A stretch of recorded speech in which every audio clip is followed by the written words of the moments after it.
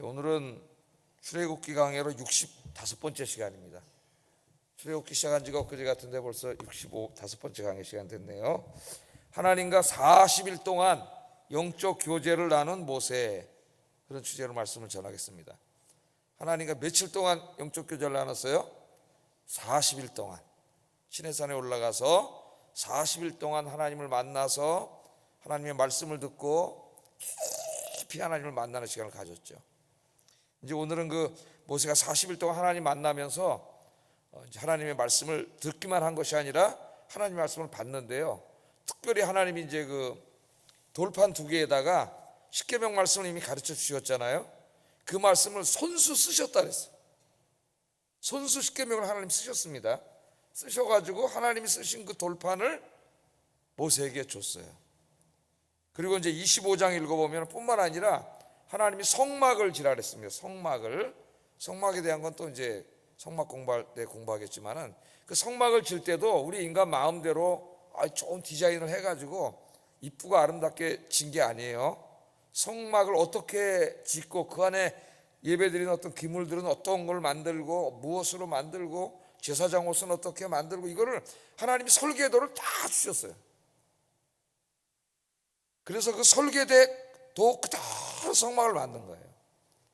하나님의 말씀을 받은 거죠. 이게 25장부터 31장까지가 계속 말씀이 나오는데, 오늘은 이제 40일 동안 올라가 있는 그 이야기하고 하나님이 친히 쓰신 그 돌판을 받는 그런 이야기, 두 가지에 좀 초점을 맞춰서 말씀을 전하겠습니다. 먼저 시내산에 올라가서 이제 일주일 동안 대기하고 있다가 금방 하나님 만나주지 않으셨습니다. 일주일 동안 준비 기간이 필요했어요. 그래서 거기서 이제 기도했겠죠. 하나님 만날 준비를 하고 하나님을 만나서 40일을 이제 있었는데, 하나님이 친히 써주셨다 그랬습니다. 12절 한번 읽어보겠습니다. 시작.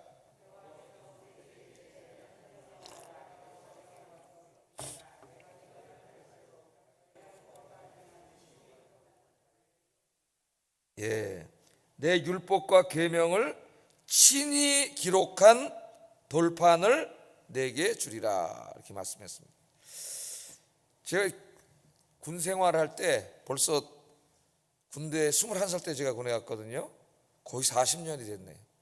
이거 엊그제 같은데 벌써 군에 40년이 됐는데, 그때 이제 제가 21살 때 군에 갔는데 저희 어머니가 저보다 28살 위에, 그래서 저희 어머니 나이를 그렇게 기억해요 지금도. 그리고 우리 아버님 어머니하고 4살 차이 나니까 거기다 4살을 더해서 이렇게 기억을 하는데, 21살에 이제 11월 달에 군대를 갔습니다. 11월 16일 날, 11월 9일이구나. 11월 9일 날 이제 입대를 해가지고 늦가을과 겨울에 훈련을 받고 이제 자대로 배치를 받아서 갔는데, 저기 이제 GOP 안에 28사단 최전방으로 이제 가게 됐어요. 그래서 12월 달에 이제 나가가지고 그 추운 겨울에 저 전방은 진짜 영하 30도까지 막 내려갑니다. 25도에서 30도까지 나가서 겨울에 이제 보초를 쓰면 막 진짜 다 얼어 들어와요. 근데 제가 이제 가가지고 이렇게 제가 뭐 이렇게 편지를 쓰고 막 이런 스타일이 아니에요. 그냥 마음으로 생각하지 막 전화를 하고 편지를 쓰고 이런 스타일이 아닌데, 그 당시는 뭐 전화 이런 건 불가능했고요. 집에다가 이제 하도 편지도 안 보내, 그러니까 우리 어머님이 편지를 친필로 한 서너 장을 쓰셨어요. 처음이자 마지막 편지, 군에 가 있을 때 친필로 편지를 보내주셨는데, 그때 저희 어머님이 49이셨어요. 49에서 이제 12월 달이었는데, 좀만 있으면 우리 어머니가 시운이 되시네, 그런 생각을 했어요. 제가 우리 어머니도 늙으셨구나, 이 생각이 돼가지고 눈물을 흘린 적이 있습니다. 보초를 쓰면서. 근데 제가 60이 됐네. 이제 제가 60이 됐어요. 50이 늙었다고 우리 어머니 그랬는데, 그 친필 편지를 읽어대서 울었습니다. 눈물이 나서. 그때는 잘 울지도 않았는데 눈물을 흘렸어요. 너무 감동적이고, 우리 어머님이 그 저에게 하시고 싶은 말씀을 다 거기다가 이제 이렇게 적으셔서 보내셨는데, 그거를 이제 관물대라고 해요. 군대 가면 이렇게 물건 집어넣는데 거기다 넣어놓고 진짜 3년 동안 그걸 읽었던 것 같아요. 어머님이 뭐 군대 가기 전에도 많은 말씀을 하셨지만, 그 친필 편지, 이게 상당히 감동적이고 자꾸 읽고 그렇게 되더라고요. 이제 이 말씀 대하면서 그 생각이 납니다. 친필 편지. 여러분들 뭐 저 대통령이 뭐 다 컴퓨터로 써가지고 대통령 윤석열 그래서 나 그 여러 수만 명한테 보내는 거 받아봐야 감동이 없죠. 문자 하나 저 크리스마스 날 뭐 즐거운 성탄 되시길 바랍니다. 그래가지고 그냥 쫙 하는 사람 다 뿌리고, 예? 그런 거 받아봐야 아무 감동도 없잖아. 아이 귀찮아 이거. 예? 안 보내면 낫죠 사실 그런 거는. 너무 많이 오니까 이제 귀찮아요. 근데 이게 친필로 쓰는 거는 이거 전혀 다르죠. 손으로 탁 써서. 예? 그래서 교회에서도 아이들 그 어디 이제 뭐 가거나 군대 가거나 그러면은 여기 있는 선후배들이 많은 종이에다가 탁 써주잖아요. 그래서 저도 그걸 받아보면 굉장히 그 친필로 쓴 거는 다릅니다. 느낌이. 또 군에 갈 때 교회에서 청년들이 많은 쪽성경을 줬는데 그 안에다가 이제 막 이렇게 써서 또 이렇게 줘가지고 그 쪽성경을 제가 가지고 군대를 갔어요. 근데 훈련소 가서 뺏겼습니다. 사제 물건 다 집어 던지라 그래가지고 다 뺏겨서 저기다 싸놨어요. 그걸 뺏겼어요. 근데 이제 이렇게 돌다가 쭉 갈 때 제 간땡이가 뭐지 이렇게 있다가 조교가 저기 갈 때 싹 나가서 딱 집어 성경책은 뺏길 수 없다 그래가지고 그 성경책을 군에 가서 이제 진짜 읽었죠. 그 이등병 때 또 막 부대 이동을 해가지고 제가 이제 옛날에는 그 전방을 1년에 한 번씩 바꿨어요. 전방에만 있으면 정신적으로 힘들기 때문에 부대를 이동을 해. 군 비밀인데 하여튼 교체를 해요. 철책 들어간 병사들을 이제 지금은 6개월에 바꾼다나 뭐 그러는 것 같은데 그러다 보니까 부대가 어수선하 그러는데 그 교회를 책임지고 있던 병장 군종이 바깥에 이제 이동하는 부대로 가가지고 저보고 설교를 해달라고 가보는데 난 이등병이잖아요. 이등병. 내 무슨 설교학 재료가 있어? 뭐가 있어? 아무것도 없는데. 예? 이등병 교회도 교회 나 혼자 가서 예배드리기도 어려운데 부대 이동을 바빠 죽겠는데 나보고 설교를 부탁한다 그래가지고 설교 준비할 시간이 어디 있습니까? 그 바쁜데 그 쪽성경을 가지고 어디 있을 데가 없잖아. 이등병이. 그 냄새나는 푸세식 화장실 안에 들어가서 내 설교 준비를 했다니까. 아직도 아니냐 뭐. 마태복음 5장 13절 너희는 세상의 빛과 소금이라. 그걸 가지고 하나님 뭐라고 설교하죠? 예? 그리고 올라가서 설교를 했어요. 설교를 하고 내려왔더니 그 예배 참석했던 그 정훈장교 중위였는데 나오더니 이등병한테 말은 못 놓잖아. 이게 이등병인데 설교를 하고 내려왔잖아요. 은혜 많이 받았습니다. 중위가 이등병한테 장교가 은혜 많이 받았습니다 그러더라고. 그래서 설교도 하고 그랬어요. 근데 이제 딴 얘기하면 안 되는데 이 친필, 예? 하나님이 친필로 써서 주셨으니까 이게 얼마나 감동적이겠습니까? 자, 그래서 왜 하나님이 이걸 친필로 써주셨느냐? 친필로 쓸 때는 뭔가 거기에 진짜 정성과 꼭 전하고 싶은 말과 그 사랑과 그런 게 다 담겨 있는 거죠. 거기에 내가 어떤 사람에게 진짜 친필로 탁 사랑하는 누구야? 이랬을 때는 진짜 여긴 다 담겨 있는 거죠. 이게. 그래서 한 두 가지 정도 왜 친필로 써주셨느냐? 오늘 왜 써주셨다 그랬어요? 첫째는 목적이 나와 있습니다. 성경에. 내가 그것들을 어떻게 하라고요? 가르치라고. 이제는 어떻게 해야 돼요? 그 말씀을 나만 알면 안 되고 내 자식들과 또 젊은 세대들에게 가르치라고 십계명을 기록해서 주셨어요. 그러니까 십계명은 가르쳐야 돼요. 교회에서 우리 주일학교 우리 유치원 아이들 때부터 십계명을 유치원 아이들은 유치원 수준에 맞게 그걸 암송시키고 가르쳐야 됩니다. 십계명의 말씀 그거는 우리 인간이 이 땅에서 하나님을 섬기고 사는 삶, 또 우리 하나님 믿는 사람으로서 인생을 살아가는 삶에 대한 그 10가지 아주 근본적인 원리가 거기 담겨 있죠. 이걸 이제 크게 두 가지로 나누면 하나님 사랑과 이웃 사랑이라고 했죠. 그러니까 이 말씀을 다 가르쳐야 돼요. 말씀을. 부모가 자식에게 십계명을 가르치는 것은 굉장히 중요한 사명이고 또 우리 기성세대가 젊은 세대들에게 십계명을 가르쳐야 됩니다. 십계명. 그래서 미국에는 지난번에 한 몇 년 전에 그 논쟁된 거 여러분 보셨잖아요. 제가 여기 보여드리고 미국 대법원에서 공공건물 앞에 십계명을 써놓은 큰 바위로 된 조형물이 있는데 미국 사회가 종교 사회가 아닌데 이걸 여기다 공공건물 앞에 기관 앞에 이걸 세우는 게 옳으냐 안 옳으냐 철거하자 막 이래가 논쟁이 붙어서 대법원까지 갔어요. 그런데 이제 그걸 존치하도록 했습니다. 존치하도록. 그러니까 그 법원 미국은 중요한 결정을 대법원에서 다 하기 때문에 우리나라도 그렇지만은 그 대법원 판사가 어떤 사람이냐 굉장히 중요해요. 지금은 이제 보수가 한 사람 많다 그랬죠. 트럼프가 5년 동안 대통령 했는데 하여튼 잘한 건 제가 볼 때 나가면서 보수적인 분을 하나 세워놓고 가가지고 역전됐어요. 역전. 대법원이. 그거 하나 잘한 것 같아요. 제가 볼 때. 하나님 말씀을 가르쳐야 된다. 예? 하나님의 백성들은 하나님 말씀을 배워야죠. 이 안에 어제 뭐라 그랬어요?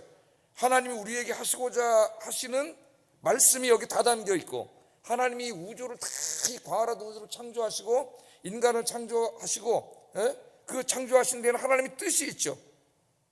그 하나님의 뜻에 맞게 살아야 돼요. 우리가 옛날에 고대 히랍 사람들이나 이런 사람들은 그걸 자연법이라 그랬어요. 하나님은 잘 모르는 사람들이 자연 안에 이 자연의 법칙이 있다고 생각했어요. 자연법. 그 인간이 가장 훌륭하게 사는 게 뭐냐? 그 자연법에 맞게 사는 거예요. 그게 훌륭한 인간이에요. 훌륭한 인간. 철학을 하는 사람이고. 근데 그 자연법을 누가 만드셨어요? 하나님이 만드셨죠. 하나님이. 도덕의 법, 이 자연의 법, 이걸 다 신앙의 법, 이걸 누가 만드셨어요? 하나님이 만드셨죠. 그리고 그 안에 있는 하나님의 뜻을 성경 말씀에 다 주셨어요. 그것이 응축하면 십계명이 되는 거예요. 그래서 이것을 가르치라. 그래서 영적 지도자의 가장 중요한 책임은 말씀을 가르치는 겁니다. 말씀을 가르치고 설교하는 것이고, 그래서 사도 바울도 디모데에게 어디에 힘쓰라 그랬어요? 말씀을 읽고 가르치는데 힘쓰라 그랬어요. 정치하는데 힘쓰지 말고. 그 맨날 돌아다니고 목사가 그러면은 언제 앉아서 책을 보고 언제 이걸 하겠어요? 세상 일에 바쁘고 자기 개인 일에 다 바빠버리면 언제 하겠어요? 한편 하기도 진짜 제대로 하려면은 며칠씩 걸리는데, 그러니까 철저히 말씀을 연구해서 이 말씀을 가르치는 일에 힘써야 되고, 또 우리 성도님들은 말씀을 배우는 일에 힘써야 돼요. 하나님의 말씀을. 그 하나님의 뜻을 하나하나 알아가는, 예? 그 즐거움이 있어야 되는 거죠. 설교를 할 때 목사들이 접근 방법이 두 가지가 있습니다. 하나는 컨텍스트에서 텍스트로 들어가는 거예요. 이게 무슨 말이냐면, 우리가 이 삶에서 생기는 문제들을 주제로 삼아가지고 그 주제를 얘기하기 위해서 어떤 성경 구절을 찾아야 되나, 이렇게 거꾸로 성경이 뭐라고 말하나 들어가는 겁니다. 근데 어쩌면 그게 더 마음에 싹싹 들어올지도 몰라요. 왜? 삶에 직면하는 문제들이니까. 제목 설교를 하기도 하고. 그러나 또 하나의 접근 방법은 텍스트를 강해 설교하는 거예요. 하나님의 말씀이 우리에게 무엇을 얘기하는가. 근데 사람들은 저 제목 설교를 더 좋아하는 것 같아요. 이 강해 설교를 좋아하는 사람은 수가 더 적어요. 내가 볼 때는. 하나님이 우리에게 무엇을 말씀했는가, 그래서 우리는 어떻게 해야 말씀대로 살아야 되는가에 별로 관심 없습니다. 한국 교인들이. 그냥 와서 설교 하나 듣고 마음이 편안해지고, 뭐 좀 내가 이렇게 고민했는데 그게 좀 해결되고, 이런 데만 관심이 있지, 정말 성경 66권을 하나님이 왜 줬으며, 오늘 출애굽기를 새벽에 강의하고 있는데 이 말씀이 도대체 어떤 뜻이고, 이걸 읽고 내가 이 삶에 어떻게 적용해야 되는가 하는 하나님이 우리에게 하신 말씀에 대해서 관심이 별로 없어요. 그러면 신앙이 미신으로 흐른다 그랬죠. 미신으로 흘러요. 말씀이 없는 신앙은 미신이 되는 거예요. 새벽에는 또 이렇게 하나하나 읽으면서 가지 않습니까? 말씀을 읽고 배우는 일에 힘쓰기를 주의 이름으로 축복합니다. 우리 예수님께서도 부활 이제 승천하시기 전에 제자들을 모아놓고 마지막으로 명령하신 말씀이 마태복음 28장 19절 20절 한번 읽어봅니다. 시작.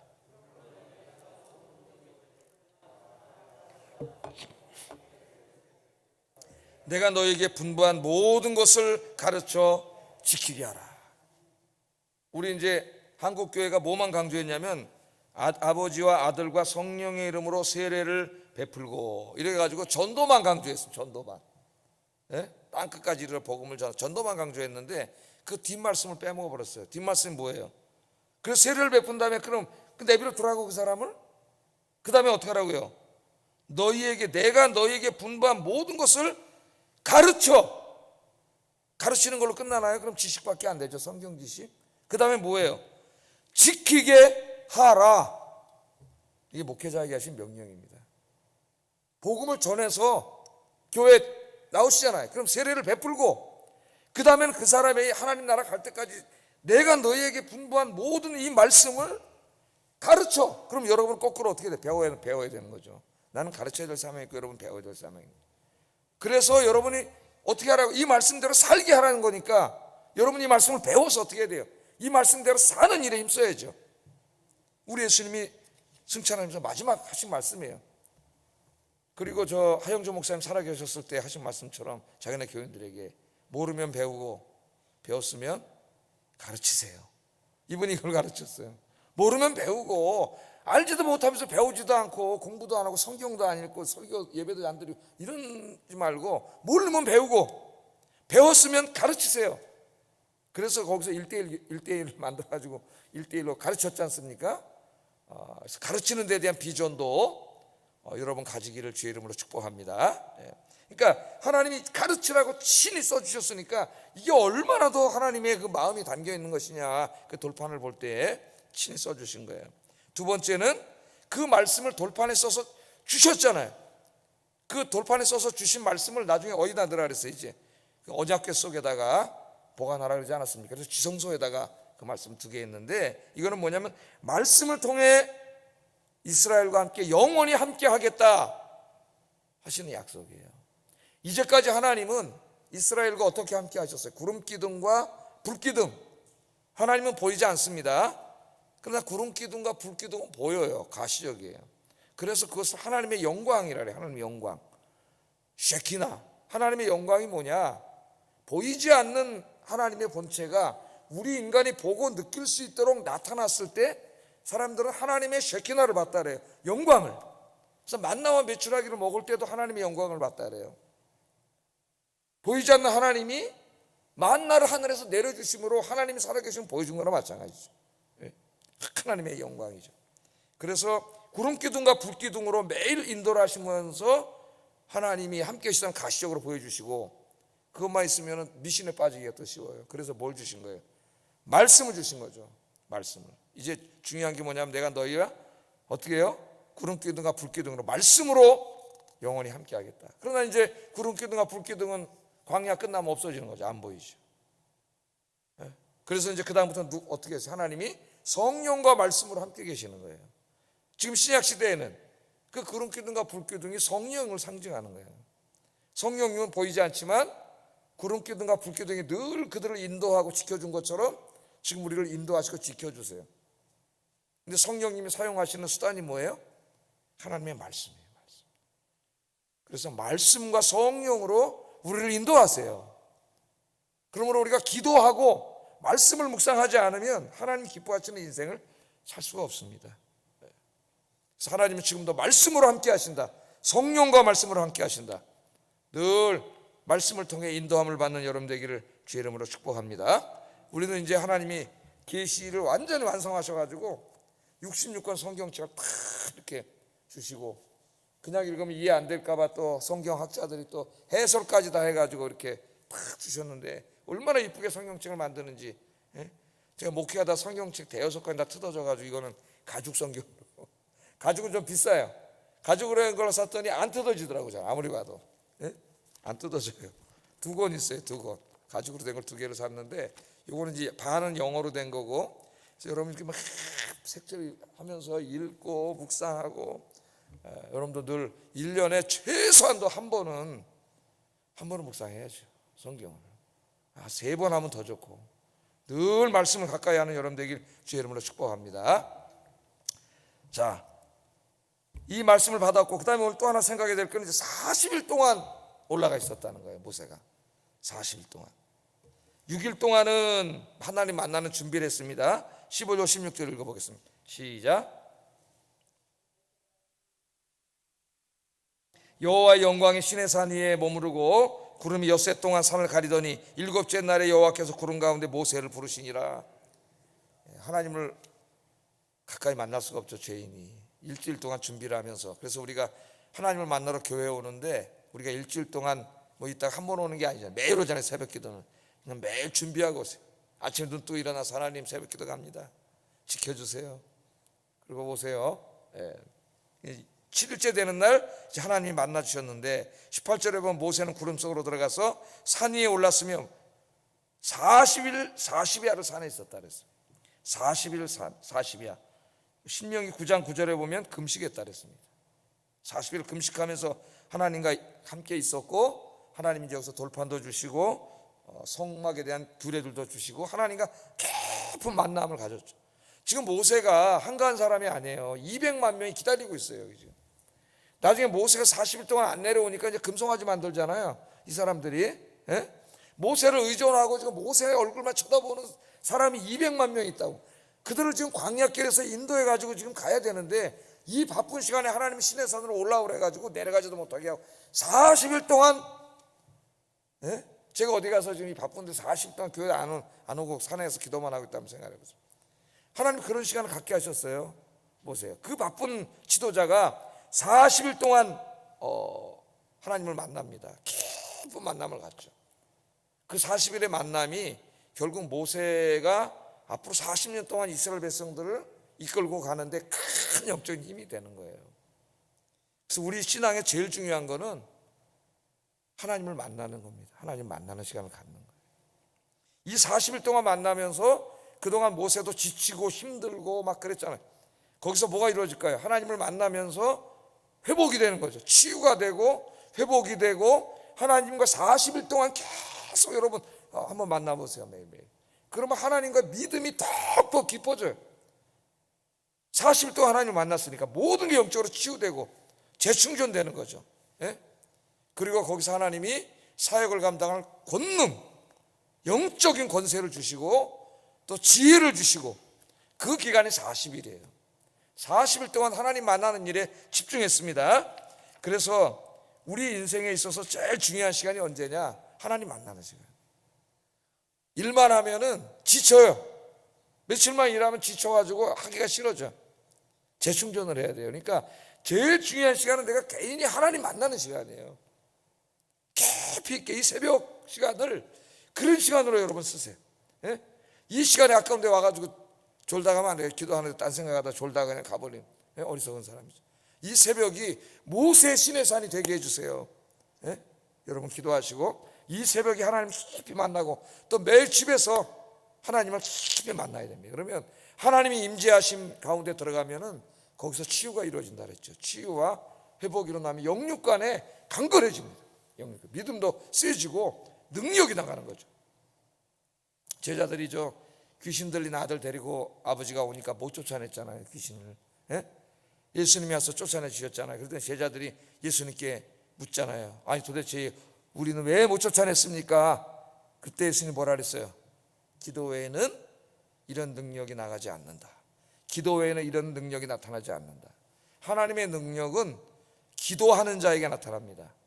기도하지 않으면 그 사람은 하나님의 능력이 나가지 않아요. 하나님 능력이 나타나지 않기 때문에 거기에는 감동도 없고 어떤 변화도 없고 생명이 살아나는 역사가 없어요. 그래서 우리 예수님이 기도하라는 거예요. 기도하면 하나님이 능력과 지혜를 주셔요. 그래서 여러분 아무리 바빠도 하나님과 깊이 만나는 시간을 소홀히 하지 말고 매일매일, 새벽에 매일 오시는 분들은 정말 여러분 축복받은 거죠. 이 새벽에 하나님을 깊이 만나고, 매일 오지 못하면은 집은 좀 힘들어요. 왜? 집중할 수가 없어요. 이것저것 잡념 생기고 자꾸 일 생기고. 그래서 아예 시간을 정해놓는 게 중요해요. 시간을 정해놓고 이 시간에는 전쟁이 나도 내가 하나님 만나는 시간을 갖겠습니다. 포탄이 떨어져도 내가 여기서 기도하겠습니다. 이렇게 시간을 정해놔야 돼요. 여러분이 시간을 정해놓으시고 기도하셔서 주님을 깊이 만나는 일에 힘쓰시기를 주의 이름으로 축복합니다.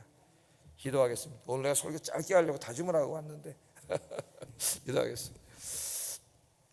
두 가지만 기도하겠습니다. 하나님의 말씀을 듣고 읽고 배우는 일에 힘쓰게 하시고, 가르치는 일에도 비전을 갖게 하소서. 특별히 하나님이 손수, 십계명 돌파는 아니지만 우리에게 말씀을 주셨잖아요. 이 말씀을 가까이 하게 해달라고 기도하시고, 두 번째, 모세처럼 하나님과 깊은 영적인 교제를 매일 나눔으로 능력 있고 지혜로운 주님의 일꾼이 되게 하소서. 기도하겠습니다.